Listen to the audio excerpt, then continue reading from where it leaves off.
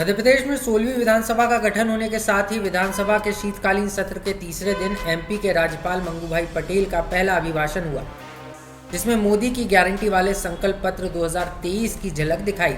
लेकिन प्रदेश में लाडली बहना योजना के जरिए सत्ता के सिंहासन तक पहुंचने वाली बीजेपी की बहनों को सशक्त करने वाली लाडली बहना योजना का जिक्र इस अभिभाषण में नहीं किया गया, जिसको लेकर विपक्ष ने अभिभाषण के दौरान ही आपत्ति ली और कहा कि ये लोकसभा या राज्यसभा नहीं, जहां मोदी सरकार की योजनाओं को बताकर विकास का रोड मैप बताया जा रहा है।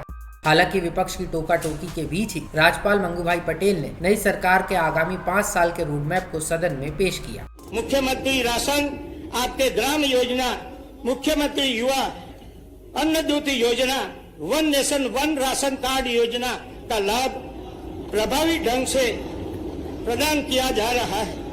वहीं विपक्ष ने राज्यपाल के अभिभाषण पर असंतोष जाहिर करते हुए कहा कि ये पहली बार हो रहा है कि प्रदेश की विकास की योजनाओं की बात अभिभाषण में नजर ही नहीं आई और न ही लाडली बहनों से किए गए वादे यानी लाडली बहना योजना का जिक्र अभिभाषण में आया। क्या ये सरकार ये योजना बंद करने जा रही है? क्या प्रदेश की बहनों को इसका लाभ नहीं मिलेगा? भाजपा ने मामा भांजी के नाम से, लाडली बहनों के नाम से ये इन्होंने चुनाव जीता, इसकी इन्होंने ब्रांडिंग करी।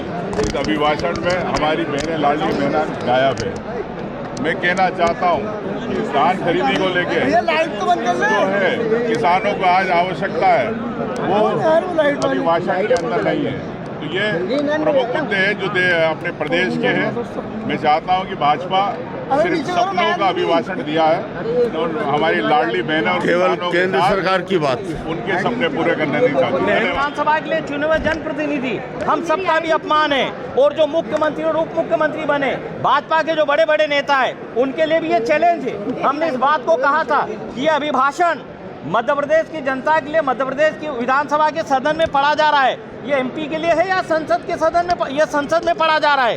राज्यपाल जी ने जो अभिभाषण जो पढ़ा है मध्य प्रदेश की जनता के साथ में ठगी है, छलावा है, कपट है। जो अभी तक भाजपा ने जो कहा और अभी ये जो चुनाव में किया, जो चुनाव में बोला, वो सब में कथनी और करनी का अंतर है। एक तो लाडली बहनाओं के बारे में कुछ भी नहीं कहा, एक शब्द का भी इसमें उल्लेख नहीं है। जनवरी 2023 में इंदौर में 100 करोड़ रुपए खर्च करके ग्लोबल इन्वर्स समिट की थी, उसमें लगभग 29 लाख बेरोजगारों को रोजगार देने की बात कही थी, उसका भी कहीं से कहीं तक उल्लेख नहीं है। शिवराज सिंह जी की 15,000 घोषणाएं अधूरी पड़ी है, उसका भी कहीं उल्लेख नहीं है।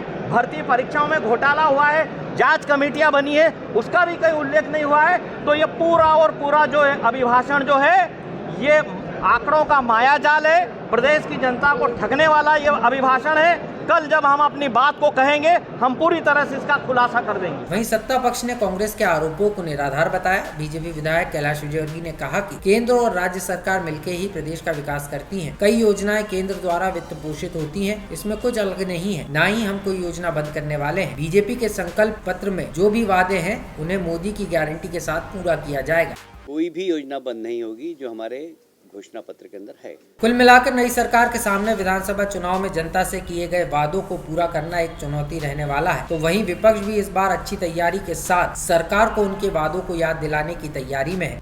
लेकिन ऐसे में सवाल यह है कि लाडली बहना योजना के सहारे प्रदेश की सत्ता पर काबिज होने वाली बीजेपी सरकार ने आखिर क्यों राज्यपाल के अभिभाषण में इस योजना का जिक्र न होना योजना के हमेशा लागू होने पर संशय खड़ा कर रहा है।